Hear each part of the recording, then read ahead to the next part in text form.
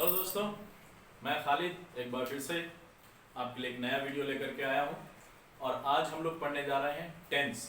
इससे पहले वाले वीडियो में हम लोगों ने वॉइस पढ़ा था, एक्टिव से पैसिव में चेंज करने के बारे में।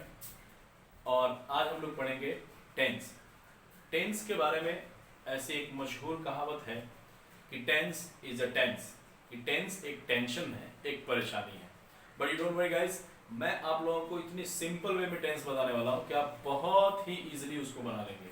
और आज हम लोग टेंस को शुरू करेंगे। बस मैं आपसे इतना करना चाहूँगा कि प्लीज़ मेरे इस चैनल को सब्सक्राइब और शेयर ज़रूर करें।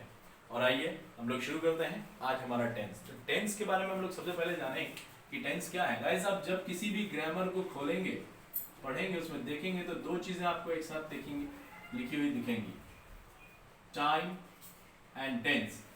दोनों का कोई रिलेशन है ऐसा लगता है कि टाइम एंड टेंस क्या है। तो आप समझे, टाइम जैसे कि अभी, आज, कल, परसों, ये दिन रात समय, इसको हम लोग टाइम कहते हैं। और टेंस इसी समय में होने वाले काम को टेंस कहा जाता है। जैसे कि 9 बज रहा है, ये टाइम है। 9 बजे मैं नाश्ता करूंगा, ये टेंस है। तो बस यही चीज है हमारा टेंस। अब आइए हम लोग टेंस के बारे में चर्चा करेंगे और टेंस को अच्छे से पढ़ेंगे। तो टेंस जब पढ़ने की बात आती है तो आप देखते होंगे ग्रामर्स के अंदर में, बुक्स के अंदर में और बहुत सी जगह पर आपने पढ़ा भी होगा कि टेंस 3 तरह के होते हैं, प्रेजेंट टेंस, पास्ट टेंस और future tense. But you guys, आपको मैं बता दूं कि according to English grammar tense 2 ही होते हैं, present tense and past tense. Future tense English grammar में नहीं होता है। इंग्लिश ग्रामर में सिर्फ फ्यूचर टाइम होता है। चूंकि हमारे यहाँ हिंदी ग्रामर में 3 टेंसेस होते थे, वर्तमान काल, भूतकाल और भविष्य काल, इसीलिए इंग्लिश ग्रामर में भी, या फिर यूं कहें कि इंडियन इंग्लिश ग्रामर में एक टेंस को ऐड किया गया है, हमारे यहाँ ऐड किया गया है। तो बन गया प्रेजेंट टेंस, पास्ट टेंस और फ्यूचर टेंस। अगर हम लोग इंग्लिश ग्रामर की बात कर रहे हैं, अंग्रेजों की इंग्लिश ग्रामर की बात कर रहे हैं, तो फिर वहां पर फ्यूचर टेंस नहीं होता है, फ्यूचर टाइम होता है। उनको भी प्रेजेंट टेंस में ही बनाया जाता है। कैसे बनाया जाता है ये हम लोग आज चर्चा करेंगे। तो टेंस सबसे पहले हम लोग देखेंगे। टेंस के बारे में कहा गया, अगर हम लोग सिर्फ इंग्लिश ग्रामर की बात को मानते हैं तो टेंस 2 है, एक है प्रेजेंट टेंस और एक है पास्ट टेंस। अब चूंकि हिंदी ग्रामर की तरफ से इंग्लिश ग्रामर में भी ऐड कर दिया गया है फ्यूचर टेंस, तो इसको हम लोग लिखते हुए चलेंगे गाइस। अगर आप लोगों को प्रॉब्लम होगा तो पढ़ेंगे, अदरवाइज प्रेजेंट टेंस से ही आप फ्यूचर टेंस के सारे क्वेश्चंस बना सकते हैं। तो देखिए, प्रेजेंट टेंस, पास्ट टेंस और हिंदी ग्रामर के अनुसार फ्यूचर टेंस भी इसमें है।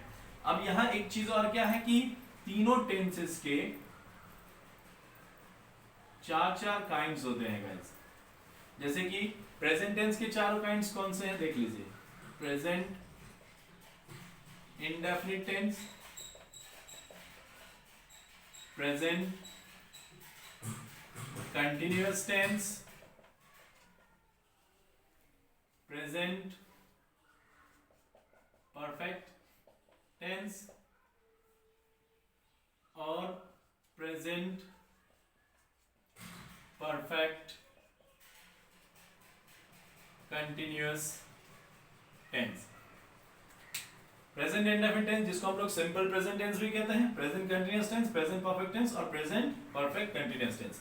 बस इन्हीं टेंसेस का टाइटल चेंज कर दिया जाता है और ये पास्ट में चले जाते हैं। यानी कि past indefinite tense, past continuous tense, past perfect tense और पास्ट परफेक्ट कंटिन्यूअस टेंस। फिर से आप टाइटल चेंज कर दीजिएगा तो ये फ्यूचर में आ जाएंगे, future indefinite tense, future continuous tense, future perfect tense और फ्यूचर परफेक्ट कंटिन्यूअस टेंस।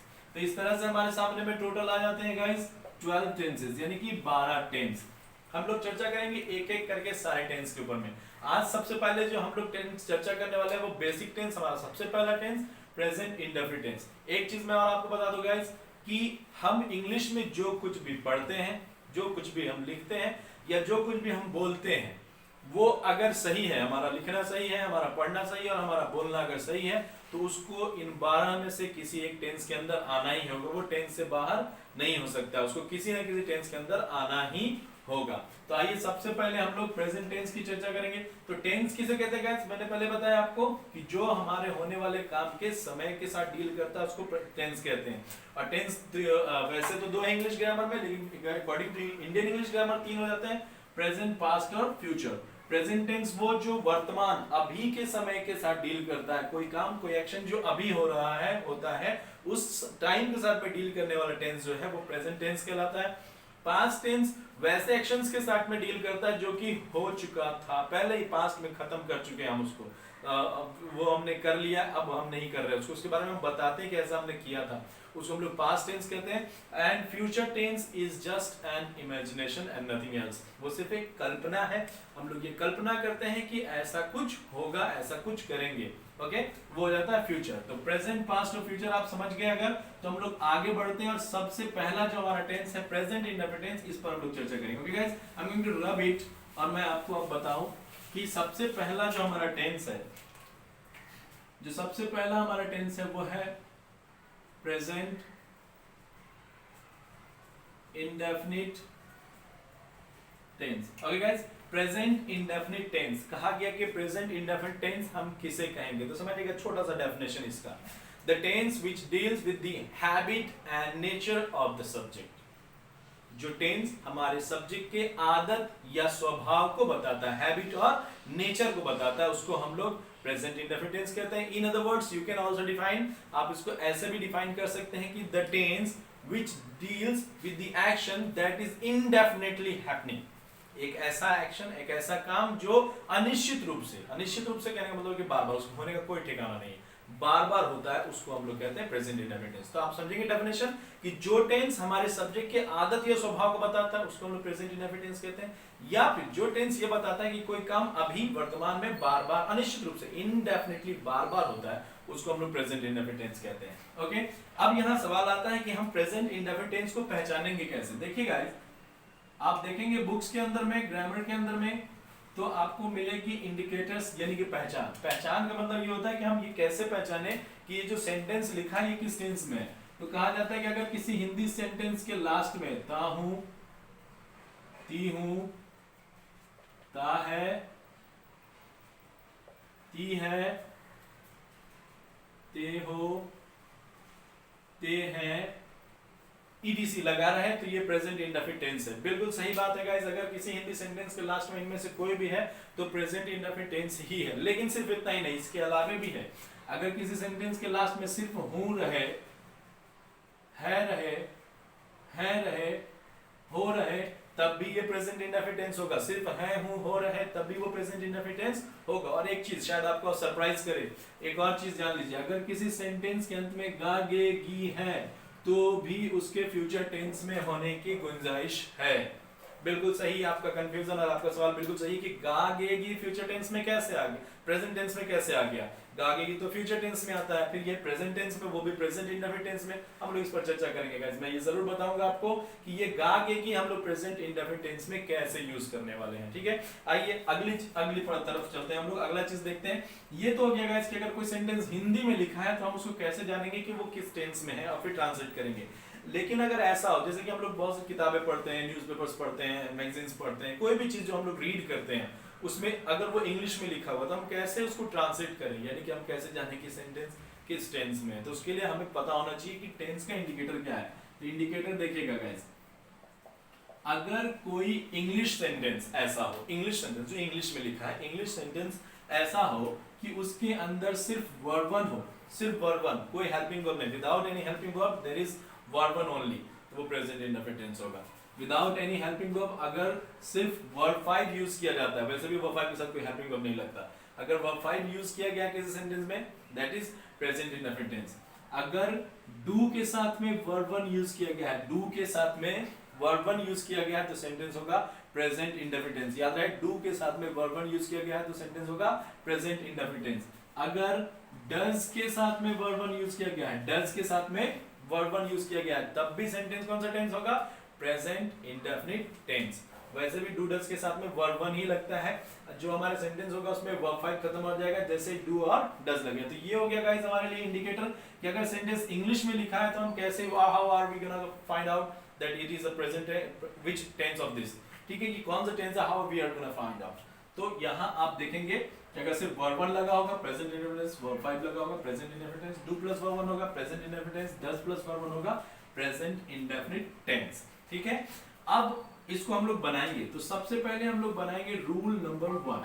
सबसे पहले हम लोग रूल नंबर 1 लेकर के चलेंगे। रूल नंबर 1 में हम लोग पहले अफर्मेटिव देख लेते हैं गाइस कि हमारा अफर्मेटिव क्या होने वाला है।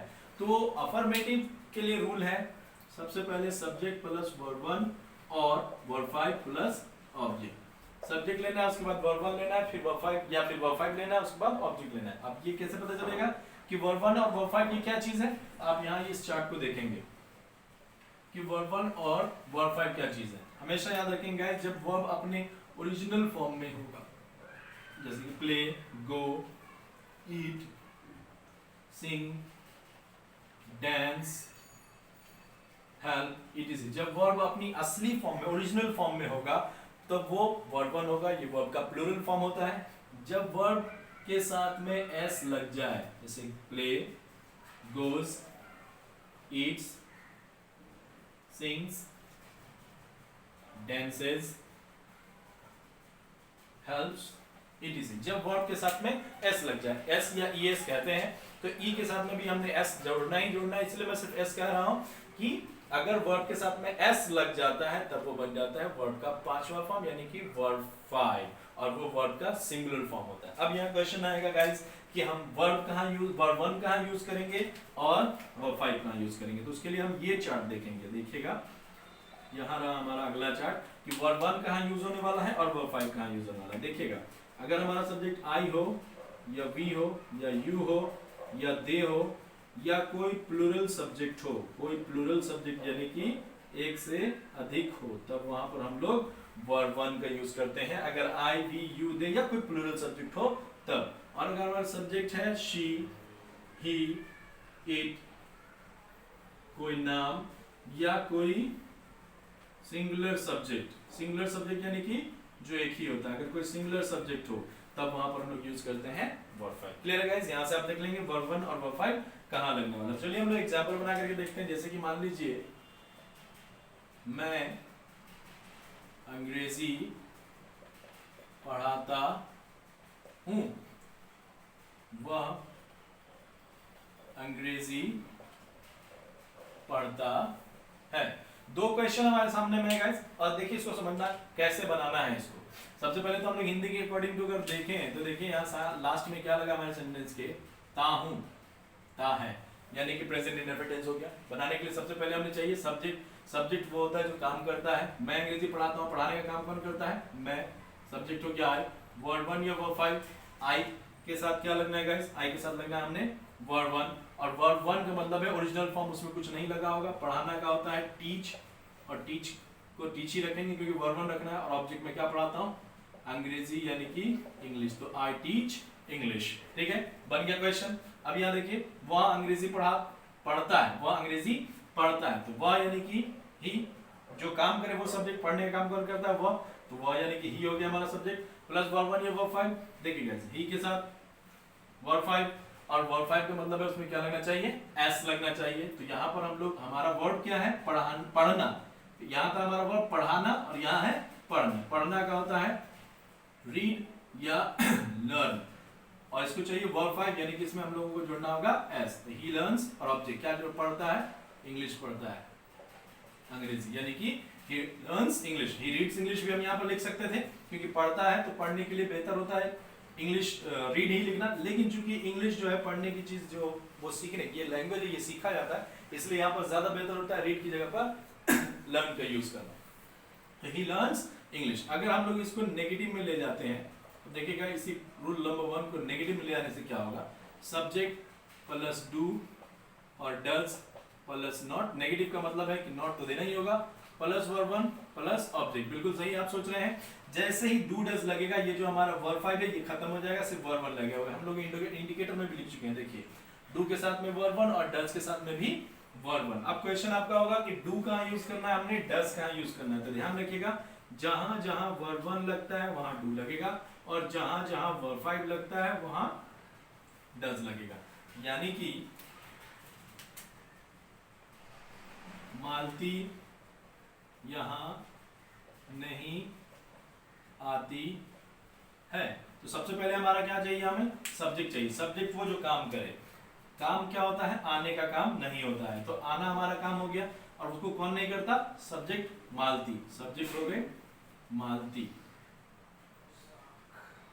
प्लस डू या डज, नेम सिंगुलर सब्जेक्ट, एक नाम का मतलब सिंगुलर सब्जेक्ट, एक से ज्यादा नाम यानी कि प्लूरल सब्जेक्ट, एक से ज्यादा नाम होगा तो डू लगेगा, और एक ही नाम होगा सिंगुलर होगा तो डज लगेगा। मालती सिंगुलर सब्जेक्ट है इसीलिए डज नहीं के लिए नॉट, प्लस वर्ब वन आना का हो जाएगा कम, और ऑब्जेक्ट यहाँ के लिए here, Malti does not come here. अगला क्वेश्चन देख लीजिए, जैसे कि तुम उसे परेशान नहीं करते हो। बिल्कुल सही सोच रहे हैं आप, सब्जेक्ट है हमारा तुम यानी कि यू, डू या डज में से आप देख लीजिए यू के साथ हम ले लेते हैं डू, तो हम यहाँ ले लेंगे डू प्लस नहीं के लिए नॉट, नेगेटिव है तो, और वर्ब वन काम क्या नहीं होता है, परेशान करने का यानी कि डिस्टर्ब लिख सकते हैं हम लोग यहाँ पर, प्लस ऑब्जेक्ट उसे के लिए। देखिए यहाँ पर सिर्फ उसे लिखा हुआ था, यहाँ पर ये जेंडर क्लियर नहीं कर रहा है कि उसे ये कौन है, ये हिम है या हर, ये कोई लड़का है या फिर लड़की है, ये यहाँ पर सेंटेंस से क्लियर नहीं हो रहा है। तो ये हमारे पे डिपेंड करता है कि हम क्या लेते हैं, हम इसको कोई लड़का भी मान सकते हैं, हम इसको कोई लड़की भी मान सकते हैं। अगर लड़की मानेंगे तो हम लिखेंगे हर, और अगर कोई लड़का मान लेते हैं हम तो हम लिखेंगे हिम। तो हम जो चाहे यहाँ पर इसको मान सकते हैं क्योंकि क्लियर नहीं है। और नॉर्मली जब आप ट्रांसलेशन बनाएंगे किसी बुक्स में से देख करके तो यहाँ पर कुछ भी आप मान सकते हैं, ये डिपेंड करेगा कि एग्जैक्टली क्या है, ये तब जब आप बोल रहे होंगे, क्योंकि जब आप बोल रहे होंगे तो आप सामने वाले को इंडिकेट कर रहे होंगे। तो ये हमारा नेगेटिव सेंटेंस हो गया, ठीक है, प्रेजेंट इंडेफिनिट का अफर्मेटिव और नेगेटिव। अब इसको अगर हम लोग इंटरोगेटिव में लेकर के चलते हैं तो देखिए मैं दिखा दूं आपको कि इंटरोगेटिव में ये क्या होने वाला है।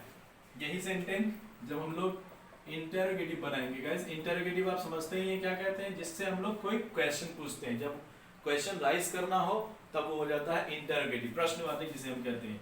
तो इंटरोगेटिव का रूल ये है कि जो हेल्पिंग वर्ब हो उसको बाहर कर दीजिए। यहाँ हमारे सेंटेंस का हेल्पिंग वर्ब क्या है, डू या डज, तो उसको हमने क्या करना है बाहर, plus subject plus verb one और प्लस ऑब्जेक्ट। तो देखिए यहाँ do does plus subject plus verb one plus object हो गया। ये हमारा स्ट्रक्चर इंटरोगेटिव के लिए तैयार है। जैसे कि क्या नेहा तुम्हें चिढ़ाती है।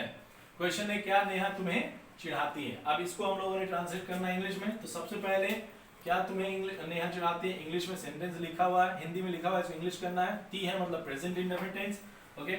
और प्रेजेंट इंडेफिनिट टेंस को अब इसको हम लोगों को इंटरोगेटिव में चेंज करना है इंग्लिश में। सबसे पहले इंटरोगेटिव है तो डू या डज, हम डू और डज ले लेते हैं, लेकिन दोनों तो नहीं ले सकते। हम क्या लेंगे वो हमारा सब्जेक्ट बताएगा। सब्जेक्ट है नेहा, चलिए लिख लेते हैं हम नेहा को।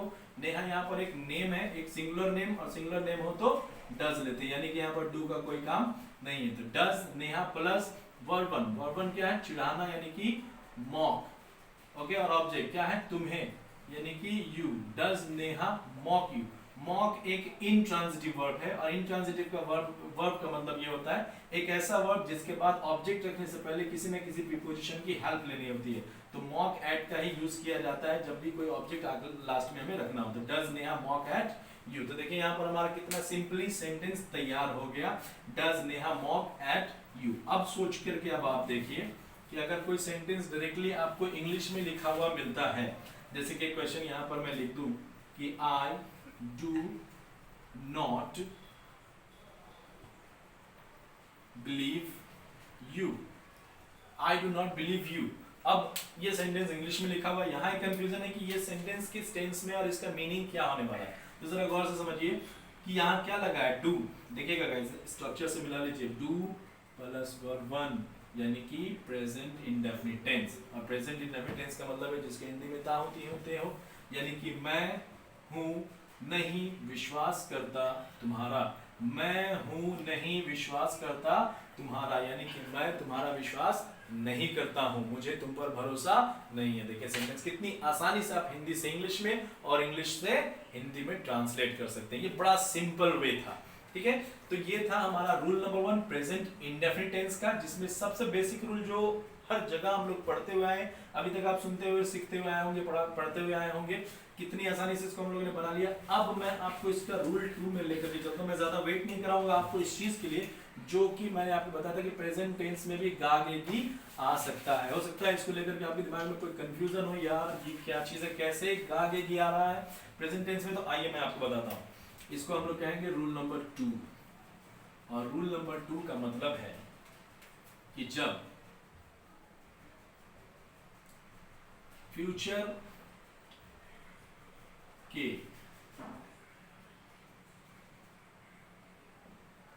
किसी डेफिनिट एक्शन के साथ टाइम मेंशन किया गया हो तो उसे प्रेजेंट इंडेफिनिट टेंस में ही बनाते हैं। जी हाँ गाइस, देखिए समझ लीजिए इसको, बहुत आसान चीज है कि अगर कोई काम ऐसा हो जो फ्यूचर में होना है, गागेगी वाली बात, मैं उसे पीटूंगा, वो यहाँ आएगा, हम लोग गाना गाएंगे, और ये काम होना निश्चित हो, डेफिनेट हो कि ये काम होगा ही होगा, मैं तुमसे मिलूंगा, डेफिनेटली मिलूंगा, ये श्योर बता रहे हैं कि फ्यूचर का काम है लेकिन होगा ही होगा। तो सिर्फ इतने से काम नहीं चलने वाला है, कोई काम जो फ्यूचर में होगा वो निश्चित है, पहला कंडीशन कि वो निश्चित है। दूसरा कंडीशन ये है कि उसके साथ टाइम मेंशन किया होना चाहिए, टाइम दिया होना चाहिए। मैं तुमसे मिलूंगा से काम नहीं चलेगा। इसी को अगर हम लोग कहेंगे कि मैं कल तुमसे मिलूंगा, तो ये देखिए, मैं कल तुमसे मिलूंगा, ये जो सेंटेंस है हमारा गाइस, अगर यहां से हम लोग कल हटा देते हैं, मैं तुमसे मिलूंगा, इसको हम इजीली फ्यूचर में लेकर के जा सकते हैं। लेकिन यहां पर जैसे ही लगा ये कल, जो कि ये टाइम दे दिया गया, तो अब ये प्रेजेंट इंडेफिनिट टेंस में ही बनेगा, क्योंकि रूल क्या कह रहा है कि फ्यूचर का कोई निश्चित एक्शन हो, डेफिनेट एक्शन हो, ये काम फ्यूचर में होना तय है, ऐसा एक्शन हो, और उसके साथ में टाइम मेंशन किया गया हो, समय दिया गया हो, तो उसको हम लोग प्रेजेंट इंडेफिनिट टेंस में ही बनाते हैं। यानी कि बनाने का रूल होगा सब्जेक्ट प्लस वर्ब 1 या verb 5 plus object plus time. देखिए इतना तो हम लोग बना ही रहे थे, सब्जेक्ट प्लस वर्ब 1 या वर्ब 5 प्लस ऑब्जेक्ट, इतना हम लोग बना ही रहे थे। अब इसमें जुड़ गया टाइम, मैं कल तुमसे मिलूंगा, एक निश्चित काम कल होने वाला है और उसके लिए समय भी दिया गया। तो इसके लिए हम लोग लेंगे सबसे पहले मैं, आई, वर्ब 1 या वर्ब 5, आई के साथ वर्ब 1 मिलने का, मीट, सी भी लिख सकते हैं, और ऑब्जेक्ट तुमसे यानी कि यू, टाइम क्या बोला गाइस, कल यानी कि tomorrow, I meet you tomorrow, I see you tomorrow भी लिख सकते हैं, है कि नहीं। एक और क्वेश्चन देख लीजिए, जैसे कि प्रधानमंत्री आज लॉकडाउन को लेकर भाषण देंगे। भले ही आज, लेकिन अभी तक प्रधानमंत्री ने भाषण दिया नहीं है, देंगे यानी कि फ्यूचर हो गया, और उसमें भी क्या कर, प्रधानमंत्री देंगे मतलब निश्चित ही है, प्रधानमंत्री की बात तो अनिश्चित होगी नहीं, उन्होंने कहा कि देंगे मतलब देंगे, तो कोई काम निश्चित है कि होना है, होगा, भविष्य है, और उसमें टाइम दिया जा रहा है कि आज ही होगा, या फिर यूं कहें कि आज रात देंगे, ठीक है। तो भी टाइम, आज अगर हम कहते हैं तो भी टाइम दिया हुआ, और आज रात अगर हम कहते हैं तो भी टाइम दिया हुआ है, यानी कि निश्चित एक्शन जो फ्यूचर में होने वाला है, डेफिनेट एक्शन, उसके साथ में टाइम मेंशन किया गया, इसलिए बनेगा ये प्रेजेंट इंडेफिनिट टेंस। सबसे पहले सब्जेक्ट, सब्जेक्ट वो जो काम करे, या काम कौन करेगा, प्रधानमंत्री, प्रधानमंत्री एक ही होते हैं, इसलिए इसको हम लोग लिखेंगे the prime minister, the prime minister. अब वर्ब 1 या वर्ब 5, प्रधानमंत्री एक ही है यानी कि सिंगुलर सब्जेक्ट, सिंगुलर नाउन, तो वर्ब 5, और वर्ब क्या है, भाषण देना, एड्रेस, और भाषण देना का वर्ब 5 हो जाएगा एड्रेसेस, ठीक है। किस बारे में, लॉकडाउन को लेकर, अबाउट लॉकडाउन, ठीक है। और टाइम क्या बोल रहा है गाइस, आज रात यानी कि टुनाइट, आज रात यानी कि tonight. The prime minister addresses about lockdown tonight, आज रात प्रधानमंत्री जो है लॉकडाउन के बारे में भाषण देंगे, लॉकडाउन को लेकर के कोई भाषण देंगे, लॉकडाउन के बारे में कुछ कहेंगे। तो देखिए, कोई काम जो फ्यूचर में होना तय है और उसके साथ टाइम मेंशन किया गया है, वो प्रेजेंट इंडेफिनिट टेंस में ही बनेगा। इस तरह से ये दिखा कि किस तरह से हम प्रेजेंट टेंस में गा गेगी का यूज करते हैं। ठीक है, अब आइए हम लोग रूल नंबर 3 की ओर बढ़ेंगे गाइस, जो कि आपके दिमाग में ये भी आ रहा होगा कि हूं है हो किस तरह से प्रेजेंट टेंस में या प्रेजेंट इंडेफिनिट टेंस में आएगा। तो इस पर भी हम लोग चर्चा करेंगे कि प्रेजेंट इंडेफिनिट टेंस में हम लोग है हूं हो किस तरह से ले सकते हैं। तो इसके लिए हम लेंगे रूल नंबर 3। देखिए, आप जैसा कि जानते हैं प्रेजेंट इंडेफिनिट टेंस को बनाने के लिए हमारा स्ट्रक्चर क्या है, सब्जेक्ट प्लस वर्ब 1 या वर्ब 5 प्लस ऑब्जेक्ट। सिंपली यही हमारा ऑब्जेक्ट है, यही हमारा स्ट्रक्चर है। अगर क्वेश्चन यहां पर ये हो कि मैं एक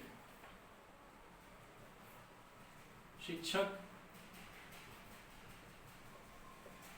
हूं, तो ये है हमारा क्वेश्चन कि मैं एक शिक्षक हूं। देखिए लास्ट में आ गया हूं। अब इसको इंग्लिश में ट्रांसलेट करना है, हमारे पास में स्ट्रक्चर सब्जेक्ट प्लस वर्ब 1 या वर्ब 5 प्लस ऑब्जेक्ट। क्या ये इसमें बन रहा है? तो सबसे पहले तो वर्ब 1 या वर्ब 5 की जो मिस्ट्री है उसको हम लोग सॉल्व कर लेते हैं। हम जानते हैं कि किसी भी वर्ब के 5 फॉर्म्स होते हैं, हर एक वर्ब जो है उसके 5 फॉर्म हैं। जैसे कि हमारा एक वर्ब है बी, वर्ब 1, इसका वर्ब 2 होता है वाज या वर, इसका वर्ब 3 होता है बीन, इसका वर्ब 4 होता है बीइंग और वर्ब 5 होता है एम इज आर। शायद मैंने पिछली वीडियो में वॉइस में भी ये बात बताई थी आपको।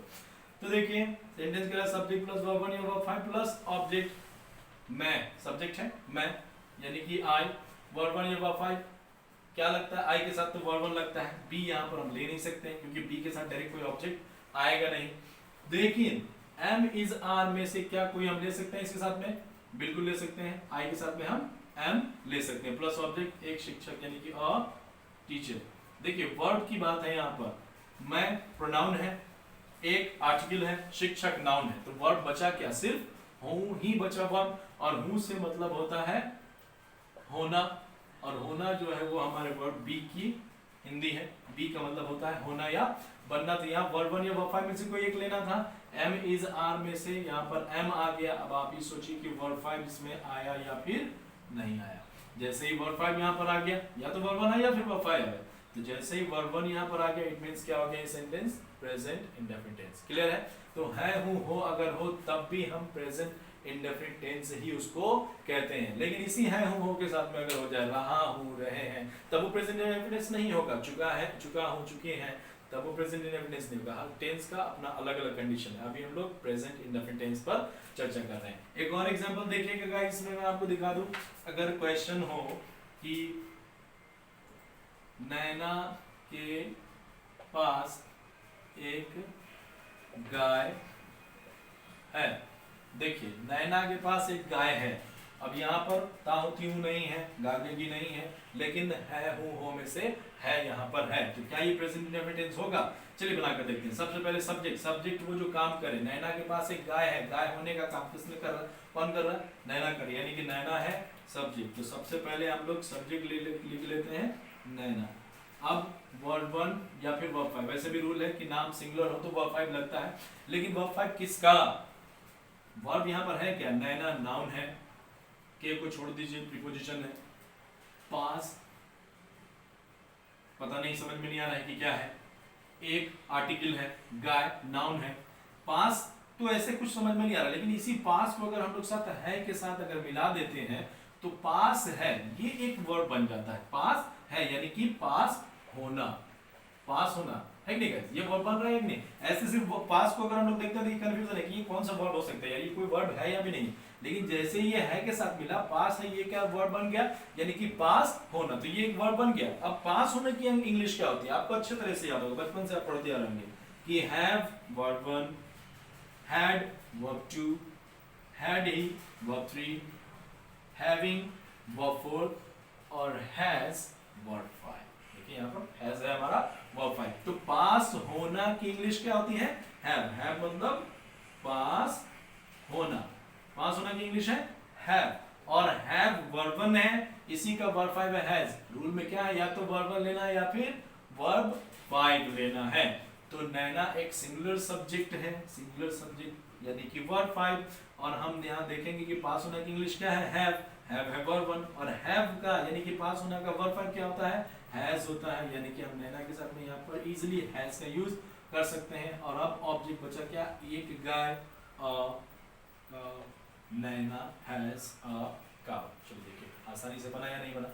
तो यहाँ पर हम लोग देख रहे हैं कि जरूरी नहीं है कि सिर्फ अगर सेंटेंस के अंत में ता हूं ती हूं ते हैं आता है तभी वो प्रेजेंट इंडेफिनिट टेंस होगा। उसके अलावे भी दूसरे कंडीशंस हो सकते हैं प्रेजेंट इंडेफिनिट टेंस के होने के। सबसे आसान तरीका ये है कि आप सेंटेंस के इंग्लिश से ही समझिए कि वो किस टेंस में जा रहा है। सिंपली याद रखना है आपको, अगर बिना किसी हेल्पिंग वर्ब के वर्ब 1 आता है, अगर बिना किसी हेल्पिंग वर्ब के वर्ब 5 आता है, मतलब है टेंस प्रेजेंट इंडेफिनिट टेंस है। अगर डू के साथ में वर्ब 1 आता है, अगर डज के साथ में वर्ब 1 आता है, मतलब है कि टेंस प्रेजेंट इंडेफिनिट टेंस में है। तो यहां तक अभी तक हम लोगों ने पढ़ा है 3 रूल। ओके गाइस, 3 रूल अभी तक हम लोग इसको पढ़ चुके हैं। रूल नंबर 1, रूल नंबर 2 और रूल नंबर 3। और भी रूल्स इसके बाकी हैं जो मैं नेक्स्ट वीडियो में आपसे चर्चा करने वाला हूं। ये पहले आप समझें, इसको अच्छे से समझें, बनाएं। इसमें अगर कोई प्रॉब्लम हो तो आप कमेंट करके पूछ लें। और मैं फिर एक बार आपसे वही कहूँगा कि मेरी वीडियो को लाइक करना और डिसलाइक करना ये आपकी खुशी पर डिपेंड करता है। आपको जो अच्छा लगे करें, आपको लाइक करने में अच्छा लगता है प्लीज़ लाइक करें, और उसके लिए मैं आपका शुक्रगुजार रहूँगा। अगर डिसलाइक करने में अच्छा लगता है तो भी थैंक्स, आप डिसलाइक करें। लेकिन मेरी रिक्वेस्ट ये आपसे ज़रूर होगी कि प्लीज़ आप इस वीडियो को शेयर और सब्सक्राइब ज़रूर करें ताकि दूसरों तक पहुँचे, जिनको नहीं आता है वो भी इसे सीख सकें। मैं बहुत जल्द अगला वीडियो लेकर के आपके सामने फिर से हाजिर हो जाऊंगा। इसके और आगे के रूल्स हम लोग देखेंगे, इसके और जो स्पेशल रूल्स है प्रेजेंट इंडेफिनिट के उस पर हम लोग चर्चा करेंगे। और इस जो पहले वीडियो में मैंने आपको वॉइस पढ़ाया था उसमें सिर्फ एक टेंस के वॉइस पर मैंने चर्चा की थी, इसी टेंस प्रेजेंट इंडेफिनिट टेंस पर। लेकिन अगला जो वीडियो मैं वॉइस के बारे में डालने वाला हूँ, उस एक वीडियो में मैं आपको ऐसे रूल्स बताने वाला हूँ कि उस एक ही वीडियो से, उस एक ही रूल से जितने भी वॉइस हैं, जैसा कि मैंने बताया था कि 8 टेंस के वॉइस हैं, टेंस में 8 वॉइस होते हैं और कुछ स्पेशल रूल्स में 7-8 रूल्स स्पेशल रूल्स में भी होते हैं, उन सभी को आप एक ही रूल से बना पाइएगा। ये मेरा आपसे प्रॉमिस है कि आप उस एक वीडियो से जितने भी वॉइस होते हैं आप बड़ी आसानी से इजीली बना सकते हैं। फिलहाल के लिए मैं बस इतना ही आपके पास भेजना जा रहा हूँ। और एक रिक्वेस्ट आपसे ये भी है कि please please please stay home, stay safe, save lives. Thank you.